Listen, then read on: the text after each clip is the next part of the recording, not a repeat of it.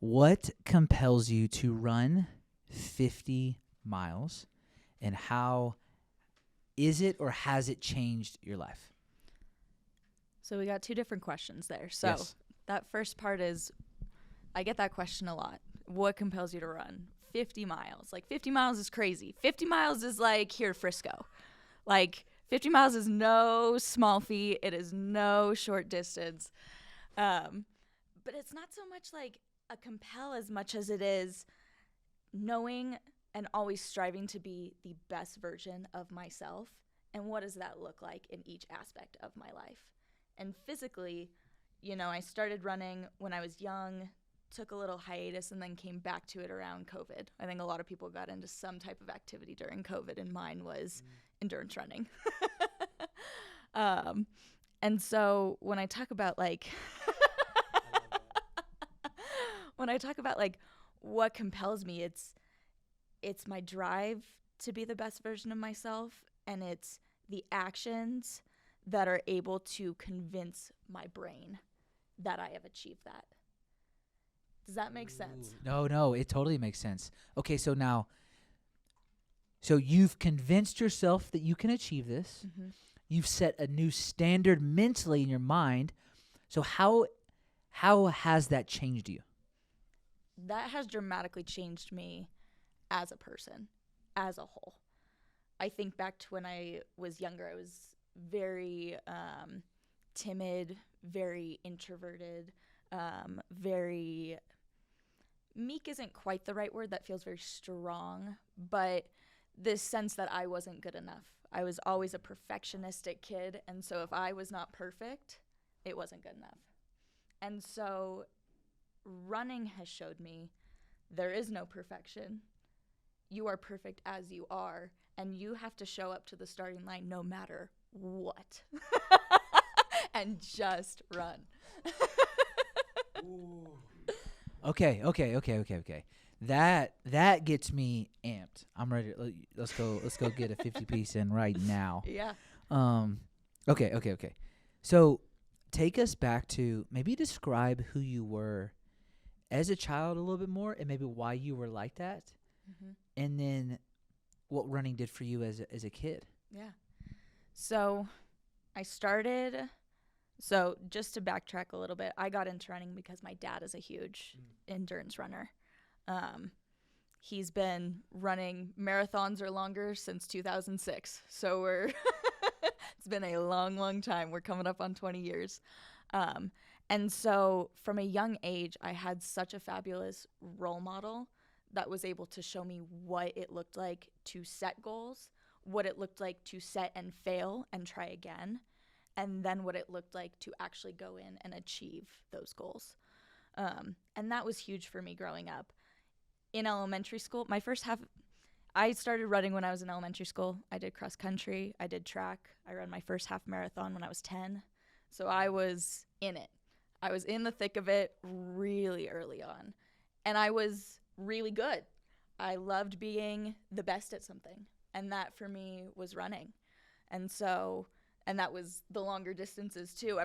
You're 10 years old and you're walking around the playground and everyone's like, you ran a half marathon last week? Like, we're running around the playground. Like, it was awesome.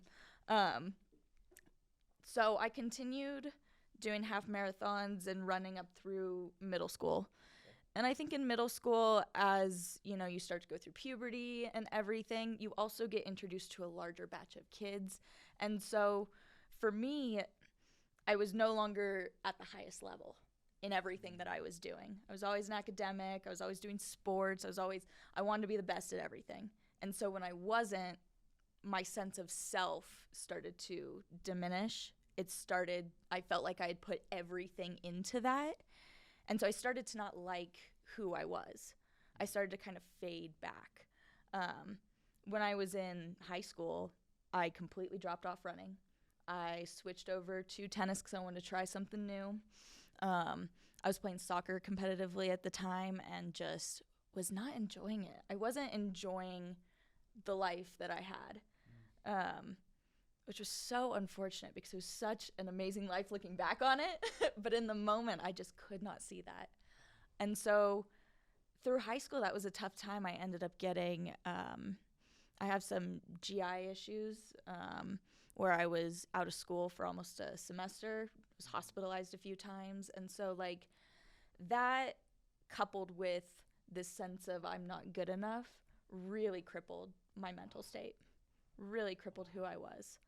And again, that's a period of my life that I look back on and I love that girl now, but at the time I did not. I did not like who I was. And at that same time, we'll get into this more, but like I also faded away from religion. Grew up in the church, and around 14, 15, I was like, I don't want to go to church anymore. I don't want to pursue that relationship with God. I've got it all figured out, or I'm trying to figure it out, but I was failing miserably. Okay. Man, there's so much to that. That's heavy. Yeah. I felt the intensity, just even as you were talking about that. I think the main question for me that I really want us to lean into right here is, I want to know more about your relationship with your dad. Yeah. Because that feels, if that's the one that's he helped you start running. Yeah. You obviously wanted to start running because of him. Mm-hmm. So do you care to talk about like your relationship with your dad a little bit? Like, yeah. What's that like? Maybe even what were you thinking, or why did you want to run because of him? Yeah. That'd be great. I'm very blessed to have a fabulous relationship with my dad. What's his name? Paul. Shout out to Paul. I have a fabulous relationship with my dad, and a lot of that, the deep and meaningful conversations that we have had throughout my life have all been surrounded by running. And so when I started running does something very unique where it allows you to physically be moving, but it completely quiets your mind. And so all the distraction that's in your head on a day-to-day basis begins to fade. And so those thoughts that come up and that are super clear, they become deeper, they become more real and more transparent. And so I found that with my relationship with my dad, we'd go out and run in the mornings, that relationship began to grow. And as I was a kid, I emulated him, I really looked up to him. And so initially my running was, I'm going to do this because I want to prove to myself that I can. I want to show my dad that I can. Like, I just want to show everybody. As we continue through my journey, it has really become this time that I get with him just allows me to go deeper. It allows me to ask really probing questions and really hard questions. And it allows me to get a perspective that I trust and that I respect. And so that is huge as an adult to have that mentor. What did that do for you? Because shout out to dads right now that have daughters. It's very important for you to spend time with her. Mm-hmm. And if you could say anything to dads that maybe don't know how to spend time with their daughters, or men that maybe are going to have a daughter, they just don't know it yet, down the road, what would you say to that man? Yeah. I would say find small moments to be 100% present. Find small moments to be 100% present. Where does that come from? Why? Because when you're truly there, you truly are listening, you're watching, and you're able to absorb your daughter in totality. One thing that my daughter does is she forces me, because of how she reacts or thinks or lives, she forces me to think about her all day, because I'm trying to understand how to best meet her in that. Mm-hmm. And I would say, as a dad with young kids, be that role model. As a dad with adults, be that mentor and that friend. Ooh, how do you? What do you think is the? Where do you think when do you think the switch was made for you? The switch was made for me specifically more when I was in college. When I was able to, I left the house, I went far away for school. But it was knowing that relationship with both my parents, but we're talking about my dad, that was always there. That relationship has, gosh, I don't even know how to describe it. You're gonna have to ask your question again. I lost my train of thought. It's okay. I was just asking when the switch was flipped. Yes. And I think a lot of times distance is one of those ways that switch is flipped. Yeah. Distance and age, and she may never move back in. Right. You know, she not living under the same roof. Yep. You know, I think it's easier when you move out to go start your, kind of your life and you living it on your own. Right. Which I think college gives you that buffer. That's probably most of the time when the switch does flip. So I was curious if that was it, or if it was earlier, if it was later. But that makes sense. Yeah. And I think for me, because I was in such a negative state in those high school years, that's what really, the distance allowed me to find myself and who I wanted to be. That's not always the case. I think if you can mature and, really grow that relationship while they're at home, so fantastic. Those teenage years, they're hard. No matter who you are, no matter how you grew up, life is hard. It's incredible, yes. but life is hard. Yes, and you have a great laugh too, by the way. Keep that's amazing. I'm like, this is great. Yes, they are so hard. Do you talk a lot to your dad about what he's meant to you, or you just talk to him a lot about important things? By the way, I hear you saying that. Yeah. I would say I probably don't talk to him enough about what he's meant to me. And what I find is that within our specific relationship, like running has really binded that, where there doesn't need to be those words as much as the actions. Would you care to show by modeling it for us? Sure. If you were to say what he means to you, what would you say? What would you say to him? This feels very meaningful, by the way. Yeah.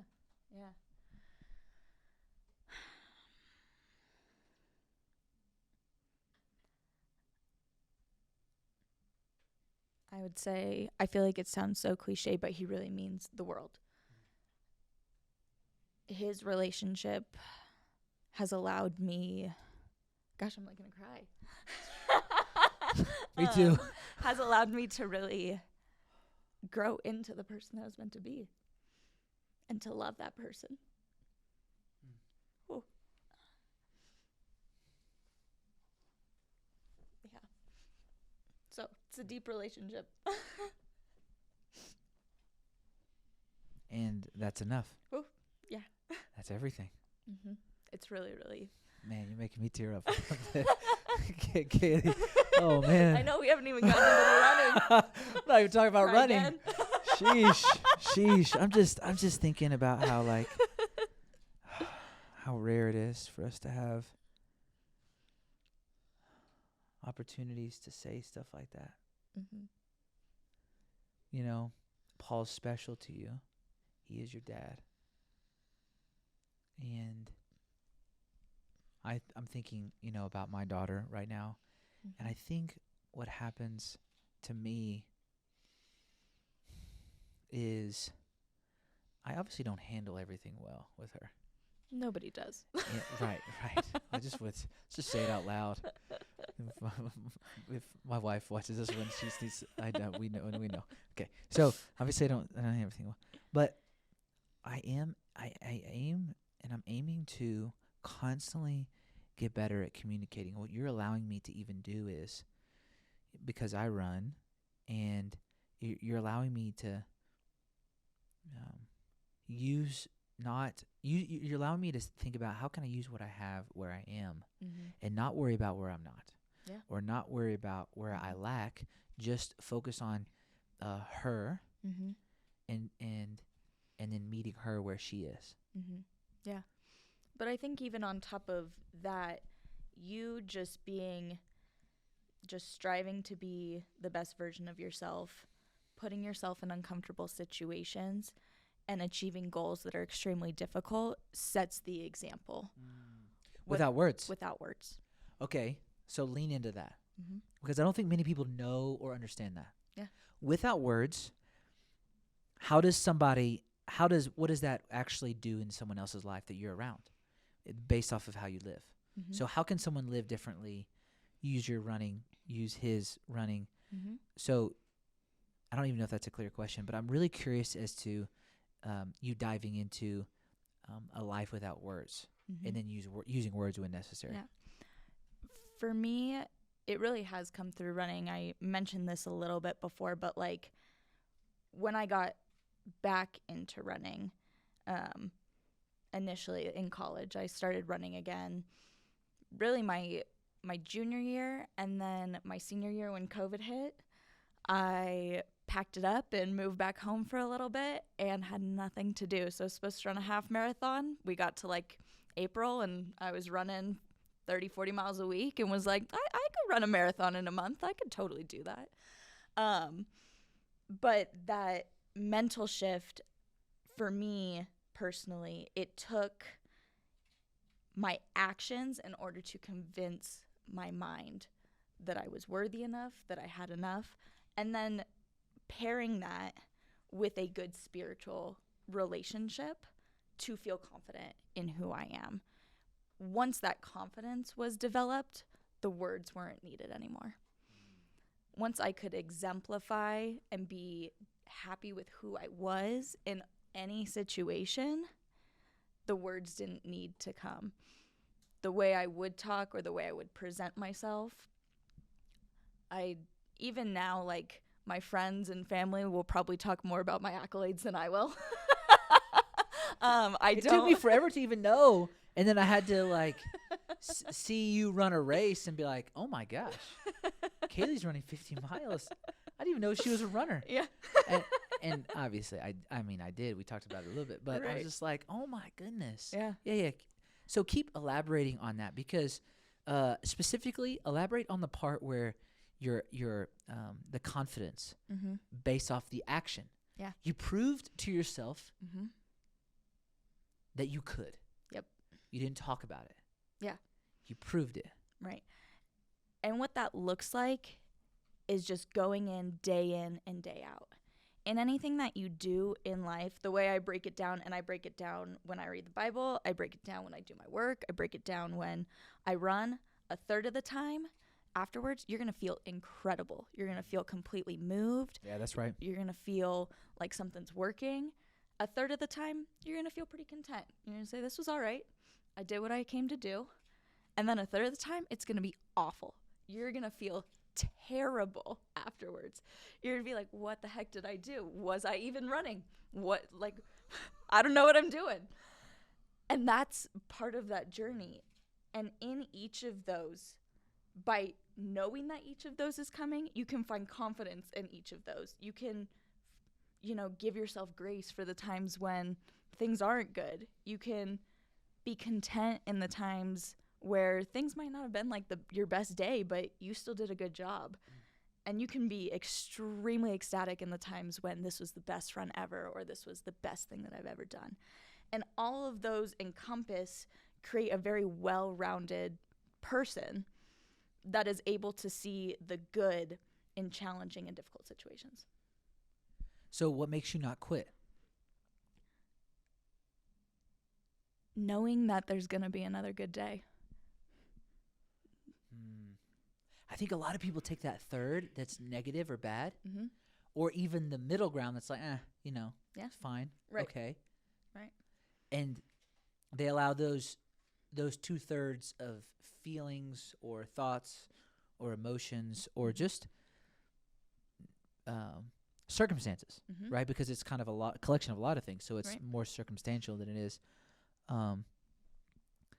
anything else even sometimes. So they let that stop them from the greatness. Yeah.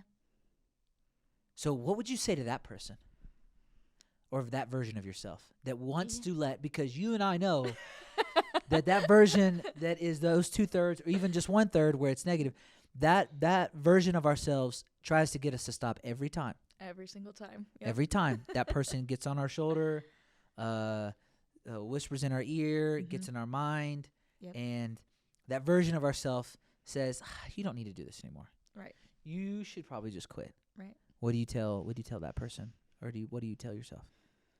I think the first thing that I do even before that, before I go into any run, any situation, is I approach the situation with gratitude and with positivity. So having a mind and a heart posture in which you are bringing positivity into a situation automatically diminishes the negativity that you're going to feel. Because when you're running, no matter what, you're probably going to hurt in some capacity. You're probably not going to be super comfortable. But what I would say to that third is, this is a prime opportunity to callous your mind, to come back and to do it again. Like, callous your brain, think through, why was that bad? Go deeper. When I'm running and I get a pain, because when you go into a 50-mile race, when you go into a marathon, we always talk about the wall. We talk about it around like mile 18 to 20. It doesn't matter how much training you have done, you're hitting that wall at 18 to 20. And so when you're running a 50-mile race, you go, okay, I'm in pain, I'm uncomfy, and I've still got at least 6 hours of running to do. Just let that sink in for a second.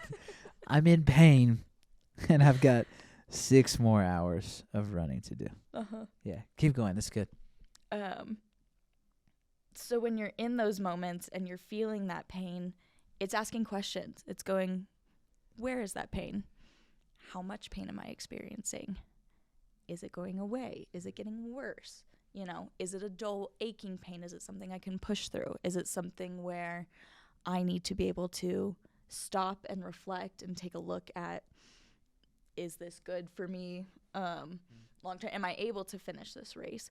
So you're always asking those little questions in those pain moments. And after a race or after a run, specifically when they're like the bad runs, I'm asking myself those type of questions of like, why was it bad? Could it have been better? But then applying grace and saying, you still went out there and ran. You got to give yourself credit every single time you step up to the plate. In anywhere in life, every time you step up, you got to give yourself credit. And approaching that with gratitude and approaching that with that confidence that you start to build and develop, again, it allows you to be far more successful in all areas of your life. The word finisher is dramatically different once you become one. Yep. And that word is on most medals, right, that you get. Finisher at 50 miles or finisher at 100K or 50K or 100 miles, finisher. And I would love for you to define what finisher now means to you. Right. One thing that I've been told for a long time since I finished my first marathon is that less than 1% of the population complete a marathon. Less than 1% of people in this world will ever run 26.2 miles.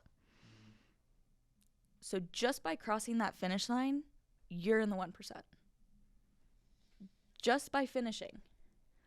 And I think the great thing about running is that it is so parallel and applies so well to life, and the lessons that you learn while you're running allow you to approach life in a different way that is more meaningful, more impactful, and more present.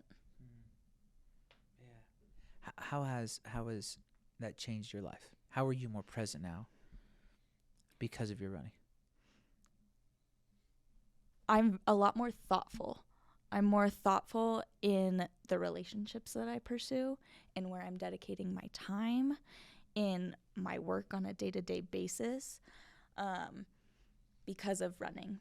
One, because I've had that time in my day to process the thoughts that I needed to reflect back, but also to to preface, I'm a speech therapist. I work with little kids, and I primarily do parent coaching and helping parents apply strategies that allow their kids to be more successful in talking and in eating and swallowing. So that's my profession. To give a background, running is not my full-time gig. I do it on the side amongst many other things. And so it's just one little facet of me. It is not my entire personality or trajectory. But in those moments, I've gone through things in life that I can now sympathize and then better provide strategies that are impactful and meaningful. I know myself well enough, and I'm very in tune with body language and looking at things to apply what is necessary in my job. And I correlate a lot of that to running because I've had to do it internally. And so now looking at it, I can do a much better job externally. Okay, so I want you to teach us how to be more thoughtful. Okay. And one of the things that I think that you can really help us with and help us lean into is, I think a lot of times most humans avoid and want to avoid pain. Mm-hmm. Okay? The optimal life is one that has minimal pain. Many people would maybe not say, but their life reveals that to be how they're thinking. Mm-hmm. Okay? So if I'm avoiding pain, I'm pursuing comfort. Mm-hmm. Okay? Something that running has done for you, and I've experienced this as well, is you, in the middle of your pain, you were sharing how you assess it. And pain is something that makes us want to stop all the time. Mm-hmm. But not just running. I know. Life. Yep. And what I would say to your question is the goal and what we're striving for is to find comfort in the discomfort. So find comfort in the discomfort. That doesn't have to look directly correlated to running, but it very much, in terms of a thought exercise, is finding that positivity, finding the good things amongst things that are very uncomfortable. And I think for me specifically with running, it forces you to physically feel discomfort, and you have to find some type of comfort. And by comfort, I primarily mean being able to calm your mind, being able to, like you said, look at that pain, go ahead and assess it, see how it's changing, and almost let it go. You get to find pain, and then you get to let it go. And that can look different. In an ultra race, for me, the majority of it, probably like 15 to 20 miles, I'm not listening to music. I'm not in a thought or a song. But it's hard to sit with your thoughts for that long. So a lot of times I like to talk to people. I like to be able to form conversation, and it allows your mind to escape because it's all up here. Once you get into distances, it's all mental. Your body is going to hurt. How do you find ways to find comfort in that? For me, that's forming conversations, learning about other people, figuring out their lives. There are so many incredible stories that you will find because no matter what, the trail is not going to change. No matter who you are, that trail is the exact same for every single person. And I think that's so comforting. No matter where you came from in life, no matter what your training was, no matter whatever, you showed up and everyone's running that same race. Every last person. And every single person who shows up to that line has to find that comfort in the discomfort. I mean, okay. The question I think is then for us all, everyone in this room, myself included, is are we going to choose our discomfort and choose an opportunity to go through a little bit of pain that won't hurt us at the end of the day, stop us, or and see who we are? Or are we going to wait till the pain is forced in our life, and then we don't know how we're going to react or respond? Mm-hmm. See, one thing that I love that you're saying is, and you're highlighting it for me even this moment, is we don't know who we are when the famous Mike Tyson quote, get punched in the mouth. Because everyone's got a plan until that happens. Mm-hmm. Okay, that's great. So are you going to just play roulette and I don't know who I'm going to be, maybe, Yeah. hopefully I can prolong it enough to where it doesn't matter, or I'm not going to hurt myself or someone else, or I'm not going to not be who I want to be. I just don't think we actually really understand what pain really does to us and how much we compromise in the middle of it and how much our character is put on display in the middle of difficulty or discomforting things. And so what I love that you're saying is you chose your pain so that – I don't think you did this necessarily on purpose. I'd love for you to answer this.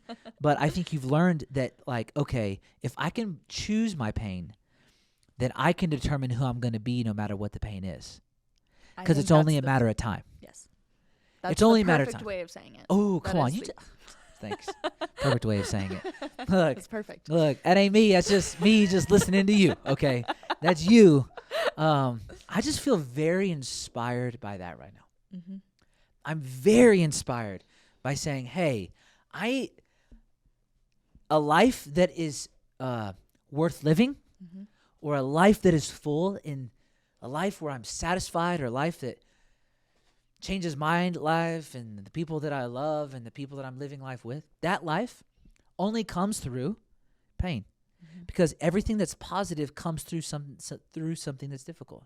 Yep. Or it wouldn't be that worth. It wouldn't have that kind of value or worth. Yep.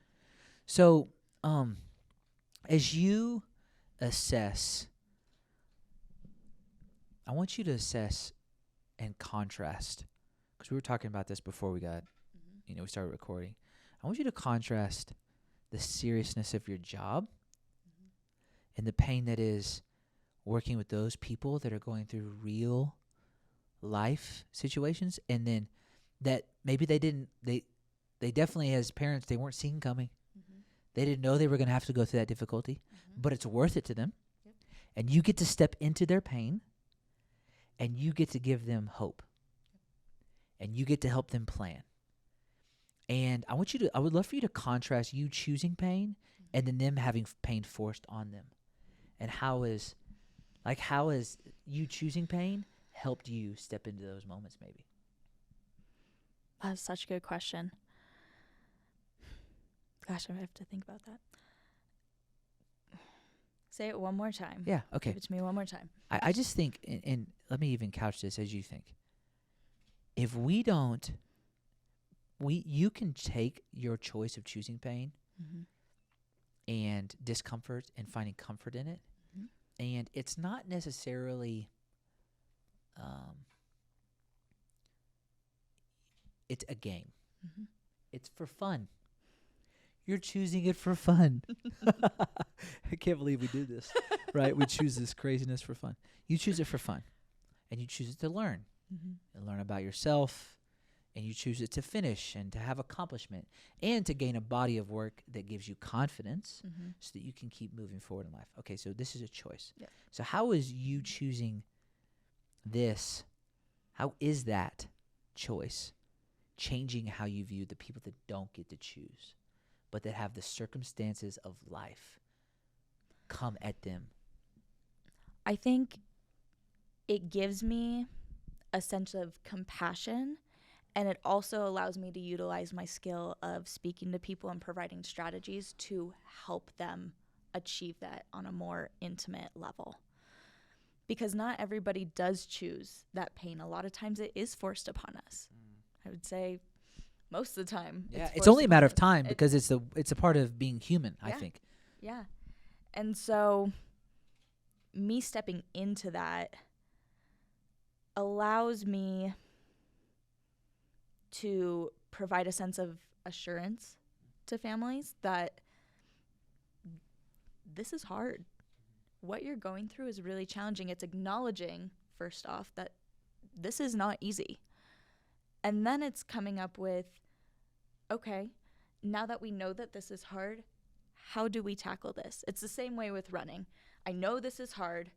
How do I tackle this? And how do I educate parents as to how to feel successful in that? Because if I just show up and I'm talking or working with a kid for 60 minutes, which is what I do once a week, it's not going to do that much. You know, I can come in, I can play, and we can do whatever, or we can eat. And once a week, you do anything 1 hour once a week, you're going to get good at it very slowly. Versus if you do a little bit every single day. So my goal is teaching parents that, is coming in and saying every single day we got to do a little bit. This is a strategy that we can use. This is what we can do to make you feel successful in your home. And that doesn't just correlate to speech. I work with a lot of kids that are neurodiverse, and so, or undiagnosed, whether that's autism, ADHD, any type of genetic mutation or modification. And so it's giving space to parents to be able to mourn the life that they thought they would have, while also pursuing something equally as incredible. Through my running, tying it back to that, I'm able to tell parents that there is going to be pain, there's going to be discomfort. How do I help you callous your mind so that you're prepared? Because I work with kids 0 to 3. So they have been, they are just born. This is the very first step. I'm usually the first person that's kind of giving them hints that something is different, something, you know, we're not neurotypical. Our brain works in a different way. How do we change our perception to give you the best, to help you be the most successful version of yourself? Why did you choose this route or this route? Why did you choose this profession? The simple answer is I want to work with people and I enjoy helping people. And the skill set that I have developed throughout my life has been that public speaking piece, has been that coaching piece. And so applying the skill set that I have to help people gives me a sense of fulfillment. Because the person that I'm sitting with right now doesn't feel like the person that you were describing that was growing up. No. Very much. That person feels, I don't really believe you. You know, I mean, I believe you, but it just doesn't, I don't see that person. I'm not sitting with that Right. person. I'm sitting with a very confident young woman who loves God and loves people and pursues discomfort and finds the comfort in discomfort, and who's accomplishing, who's a finisher, who is strong, who is mentally capable. Like, I could keep going, Right. you know, and it's like, oh man. And then at the same time, you can assess your feelings and emotions, and shout out to Paul. You know, it's like we see this really refreshing human, and that is you. And what's so fun to think about is you don't let urgency determine who you are anymore. Why is that? Because, and how I hear you say is these parents that you're working with, they have an urgency and they didn't dream of this life. So how do you step into urgent situations and maybe even lower the intensity of it and get people to see differently? Yeah, I think that's a skill set that I have had to develop, and I have developed through that running. But I think, like, for me, my testimony and what, you invited me onto this podcast really is that you can be radically transformed. You have to put in the work. This isn't answering your question. We'll loop back to it. No. Go ahead.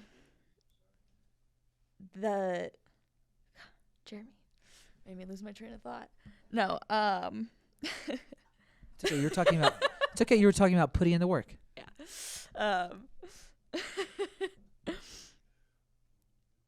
Putting in the work. Let me see. You're okay. You're good. I was thinking how important it was to for you to tackle urgency. Yeah. So in bringing... And how do you get people to think differently? And I think you were about to talk about maybe even some of your faith. Mm-hmm. And what I felt you even doing was you were about to lean into this idea of, man, your life can be radically transformed. Mm-hmm.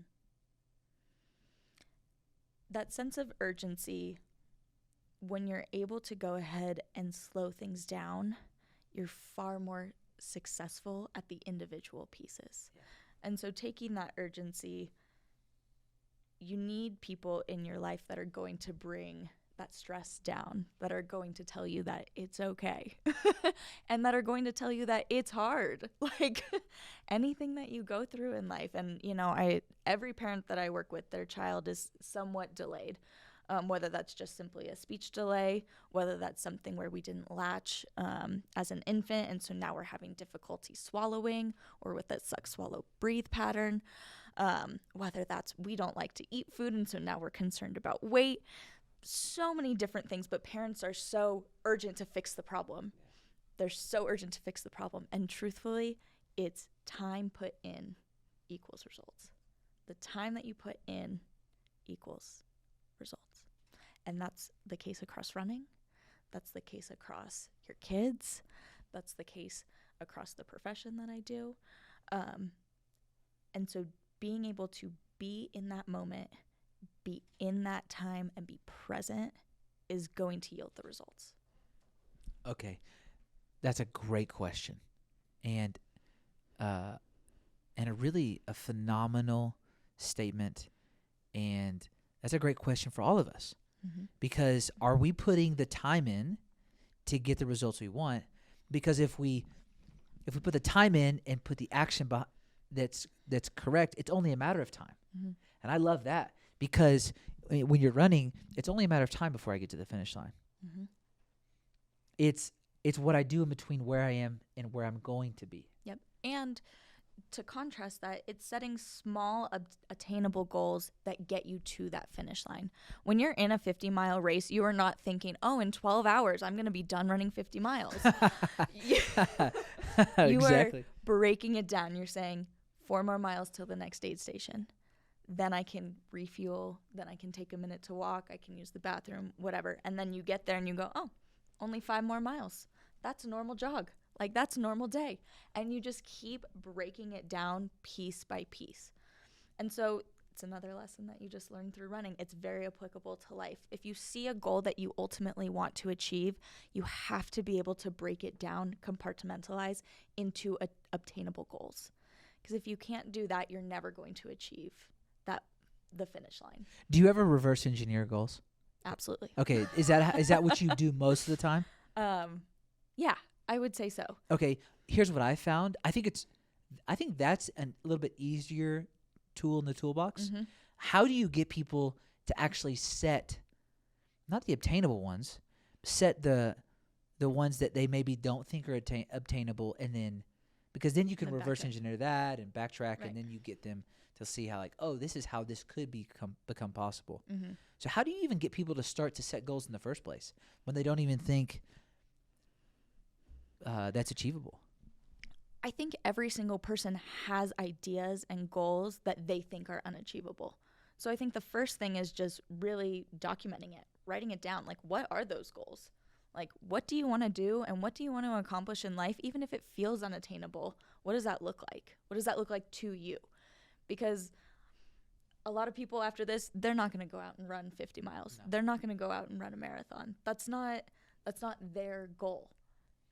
But every single person has a goal that they want to achieve. And so just writing it down, being able to say, this is something that I ultimately want to do, might be in 10 years, might be whatever. I mean, it could be something super fun. It could be a dream vacation. It could be Going and skiing, it doesn't have to be physical. It can just be something that you are passionate about, that you want to see fulfilled in your life. And just answering that question.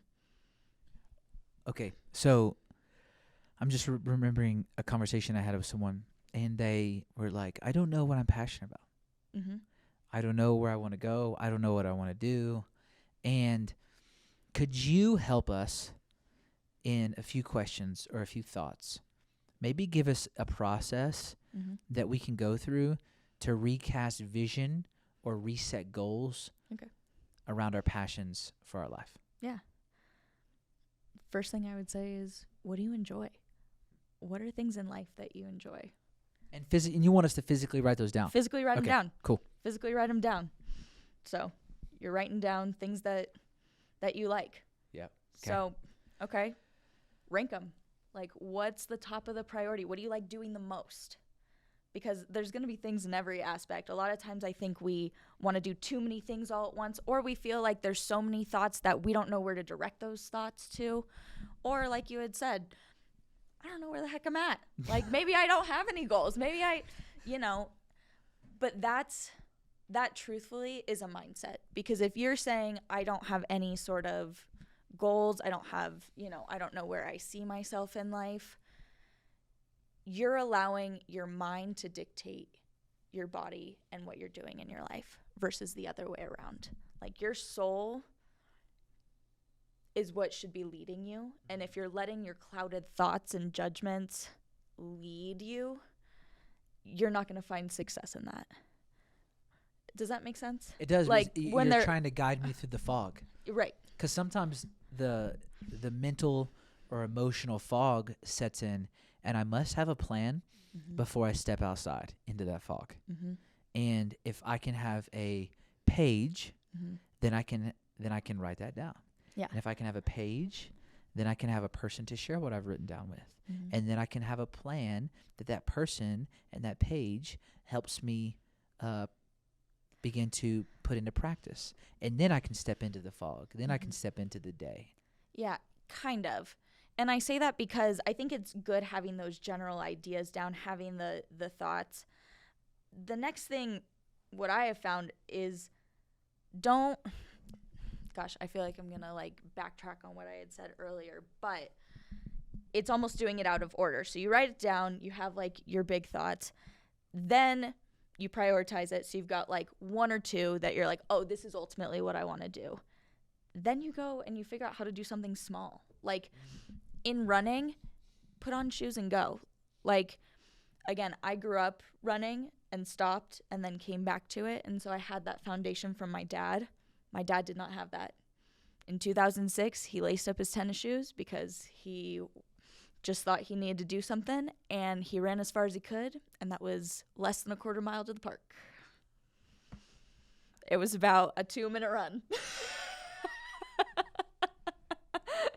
I think that's, but okay, that's really important for everyone to hear, and for us to assess, because I would love to hear you. Okay, because when you started running again, did you say I'm going to run 50 miles? Absolutely not. Okay, that's really important to say because no one thinks. Very few people. Let's not say no, but very few people think. You know what? My goal is going to run a 50-mile race. Right. Because it feels very unobtainable. Right. And even if that is a goal, they're not starting out running 50 miles. They're going to build. And a lot of times in the build, if we're building, that's when we gain perspective. Correct. Perspective, confidence, all of the attributes that you need to achieve. Yeah. So when I say write down what you want to do, I think it's important to have some sort of direction, but I'm not saying you have to backtrack the entire thing because that's not obtainable. That's not realistic. I never backdated 50-mile race. Have never ever done that. What I have done is said, okay, this week I'm going to run 3 miles, then 5 miles, then 3 miles, whatever. 8, 12, 15 by the end of the week. That sounds good. Then we'll gear up. Next week, maybe I'll do 18, 19. You want to gear up slowly. Again, it's time. We talk about TOT in the gym, time under tension. or TUT, time under tension. That's what it is. It's getting out and doing a little bit all the time. Little bit all the time. So for me, 50 miles, I've always dreamed big. I've always had very big goals. And so for me, it works well to write them out. It's not going to say that's the same for everybody. And I think a very clear example is my dad, just because I can compare our running journeys side by side. For him, again, started out quarter mile. That sounds like a Talladega Nights, quarter mile. Yeah, quarter mile at a time. And he was lucky to be plugged in with a group at his work that was into running, and that pushed him outside of that comfort zone. And so within a year, he did his first marathon. And then he stayed kind of marathons for a while, was doing like 1 or 2 a year. And his friend was like, why don't you do more? So it's having that community. It's having other people to say, you can push this. It's having people in your corner that are like, you are more than what you think you can do right now. And then mentally being able to believe that. So there's so many different components to it. There are. So many different components to it. I think that's also when you find a really good friend, though. Mm-hmm. Is someone who has bigger dreams for you than you have for you. Yes. Ooh, you found a friend. Mm-hmm. If you want to know if you found someone worth maybe living life with in community, mm-hmm. do my friends have bigger dreams for me than I have for me? Mm-hmm. That's a great thought. And also, I think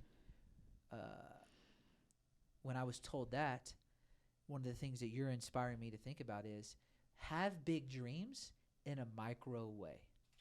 Yes. Meaning, have big dreams that you can consistently do on an extremely consistent basis. Mm-hmm. For example, run a mile every other day. Yeah. For a month. Mm-hmm. You know, run 2 miles every day in the weekday. Mm-hmm. Try, you know, like it's from that we build a base of, we build a base of confidence, like you're talking about. Yep. Have big dreams in a micro way, mm-hmm. Which I think is fun. I have a question in this moment. What do you believe runners are born or made? Made. Absolutely. Runners are 1,000%. They're made. Oh, that's my favorite question to ask a runner. Because I think a lot of runners are like, oh, man, I just started running and I loved it.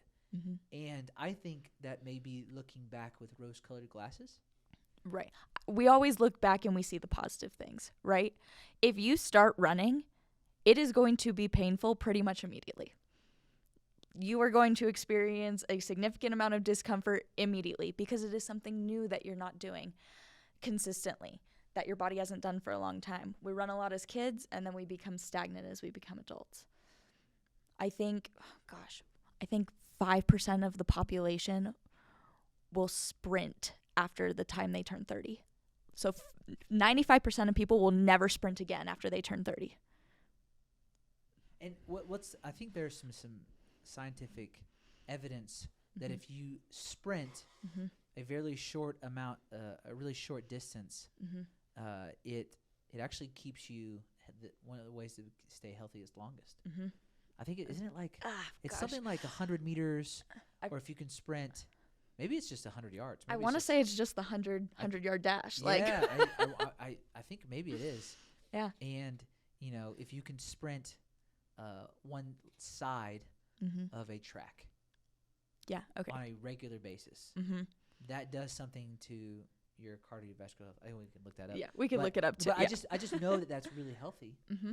And if anything, it allows you to work on things that you only really do in your younger years. Mm-hmm. So if you can stay sprinting, I could see how it could actually be beneficial mm-hmm. in your later years. And you think about that, and you tie that to religion, and we talk about having a childlike faith. The more we can keep ourselves young, physically, mentally, spiritually, the happier we are, the more content we feel in life, and the easier it is for us to handle more challenging situations. like we've been talking about this entire time. You're exactly right. Mm-hmm. You're exactly right. And so as someone thinks about and works with people, and you've got some big visions for your life, and you're a big dreamer. Mm-hmm. What then if someone goes through the pain early in their running career? I have some thoughts on this, but I'd love to know yours before Mm-hmm. I share mine. Why do you think people run then? If runners are made, Mm-hmm. not born, then why do people run, in your opinion? I think people run. This ties back to myself, but That's good. people run, or I specifically run, to callous my brain into being able to do more hard things. Talk about callus. What does callus mean? So Because when you I love the Yeah. concept. I'm just curious. When you develop a callus, whether that's on your hands or your feet, over time your skin is progressively getting harder and harder, so that when you do something hard, you don't feel the pain. If you go and you lift weights, you're gonna have like some spots on your hands. For me, my feet are all beat up.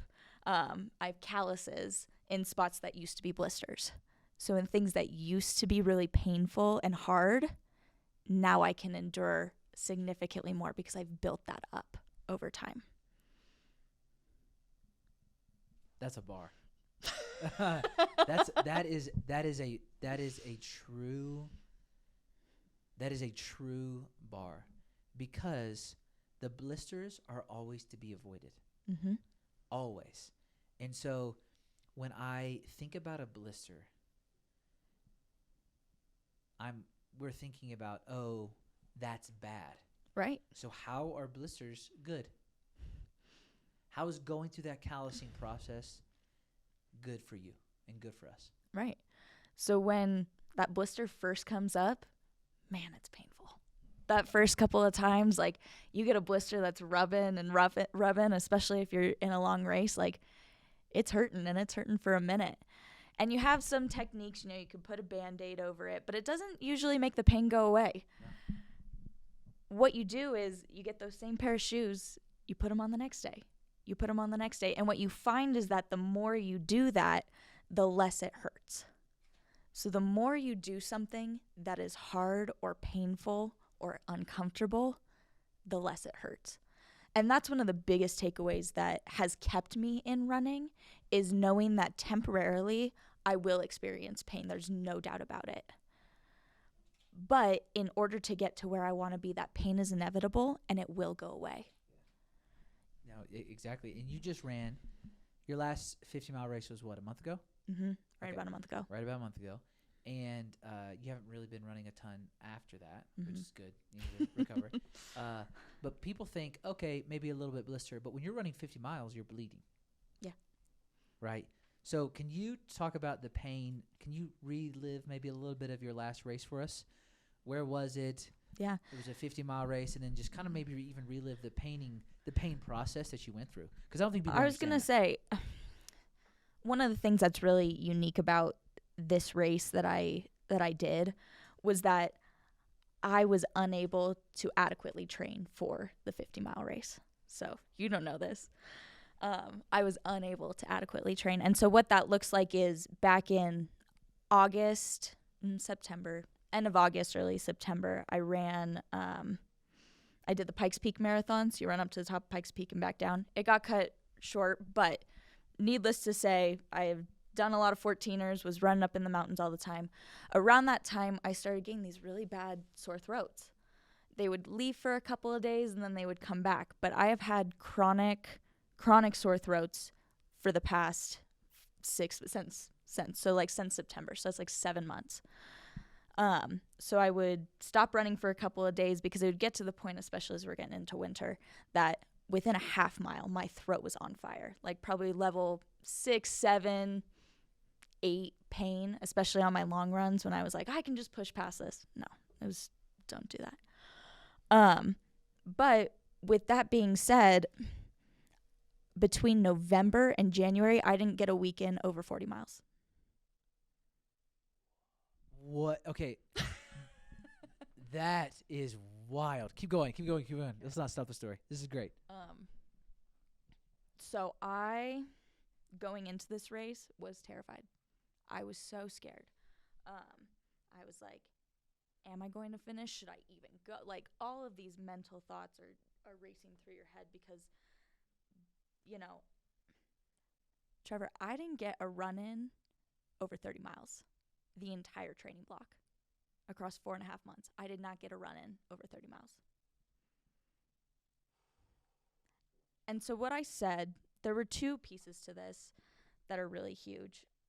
The first one was, I said, no matter what, I'm going to show up. No matter what happens race day, I'm starting, and I'm going to see what I can do.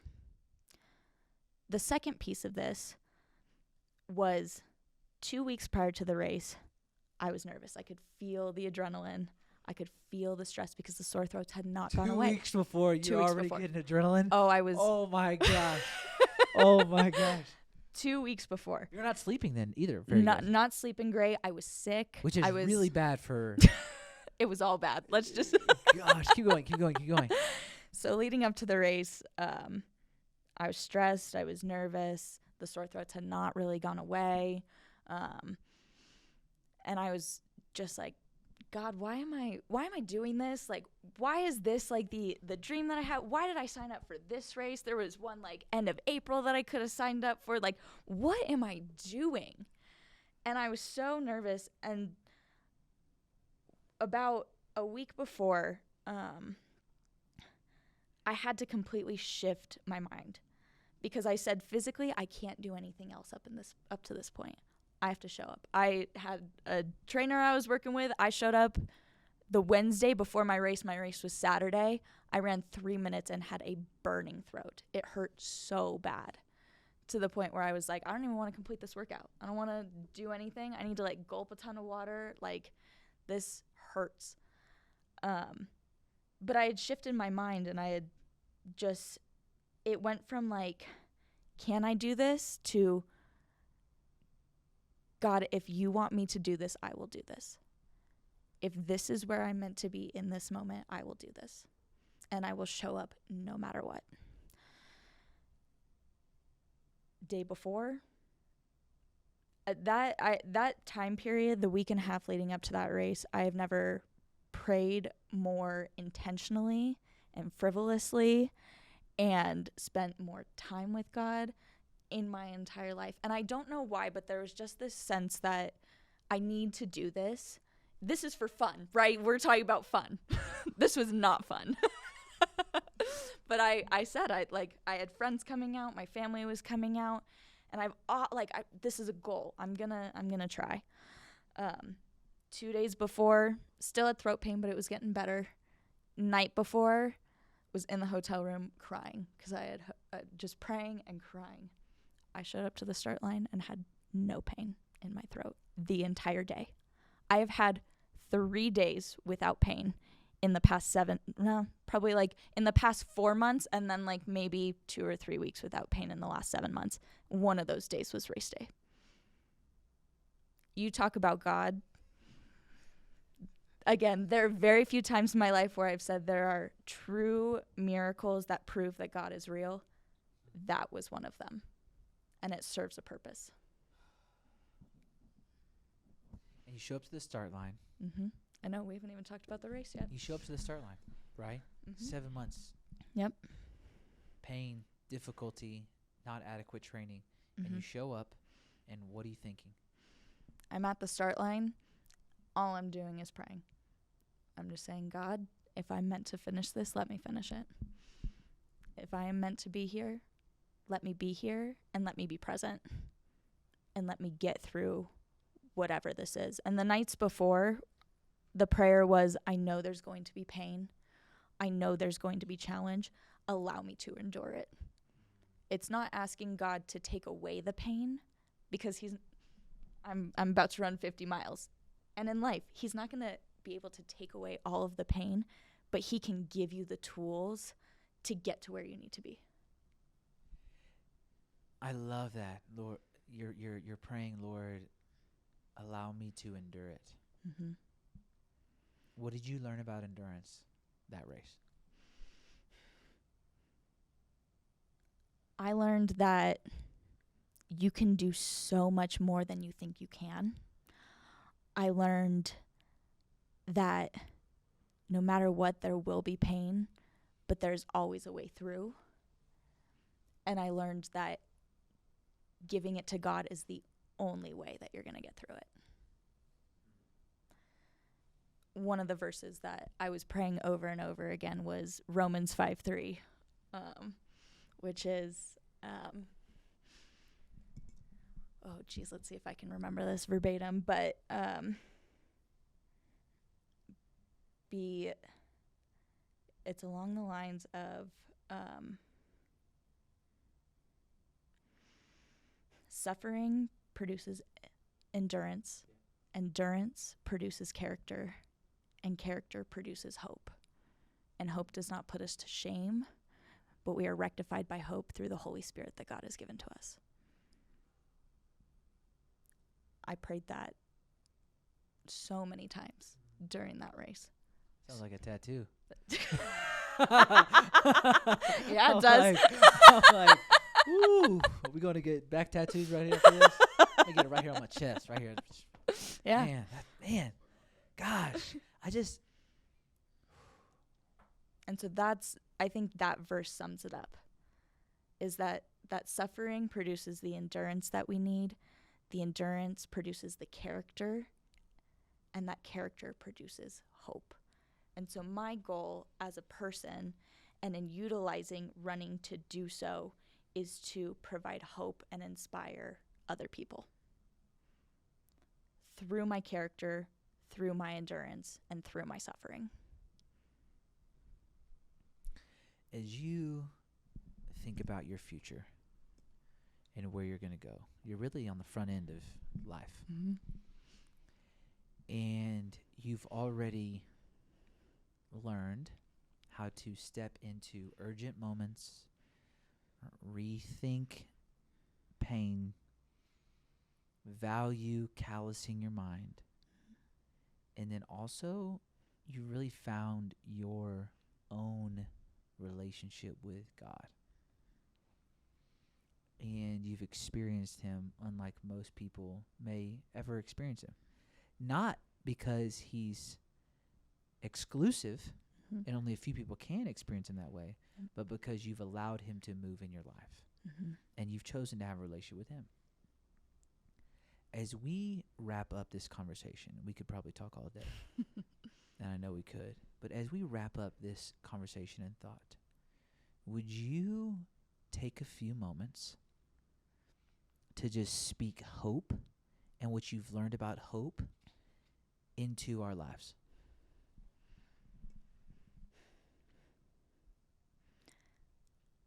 Hope is knowing that no matter where you're at, whether you're in the negative third, the middle third, or the positive third, no matter what season you're in, the other ones are always going to come. That incredible sensation that you feel by accomplishing something in your life, that feeling is going to come again. The feeling of feeling content and feeling very just at peace with where you're at, even in the struggle, that's going to come.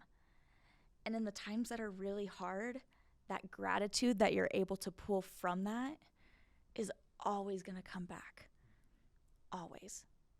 It's having that heart posture and that mind to be able to look towards those things amongst the storm. And I can't do that independently. I will crumble personally. But I can look to God to give me that strength, to bring that sense of hope and peace into my life. And that's what I want every single person to experience. I think running is incredible because everybody knows how to do it. This is not a skill that you've got to learn how to do. We're not, playing volleyball. We're not skiing. Like, you can get out and you can run and you can experience that discomfort, but you can find gratitude and peace in that discomfort that gives you hope that next time it's going to be better. That next time it's going to be a little less painful. It's not saying the pain's going away, because the pain doesn't go away. But you start to callous yourself slowly. And physically, I've been able to do that running. And giving myself that time to run has allowed me to do that spiritually as well, which has allowed me to become a very well-rounded and confident person. And that's what I want for every single person. I can't do it alone. I need God. I need Jesus. Oh, it's so good. I think that's the conversation. Mm-hmm. And if you want to connect with Kaylee, or if you want to see her journey, is there a way that that's good for people? Or it's a good question, because I'm not on social media. You're not. And so what I would say is find a Kaylee then. Yeah. Like find someone in your life, pray for someone in your life, and look for people like her that can inspire you, not with their words, but with their lives. And then their life demands an explanation. You're living a life that demands explanation, because people want that kind of life. And I just want to thank you for living that kind of life, Kaylee. Thanks. And I can't wait to see where it goes. Yep. Yeah, man. So more good. runs on the books. Yeah, let's get a run. Let's go. 50 piece today. This is Full Vantage Podcast. Kaylee, you're the best. See you guys later.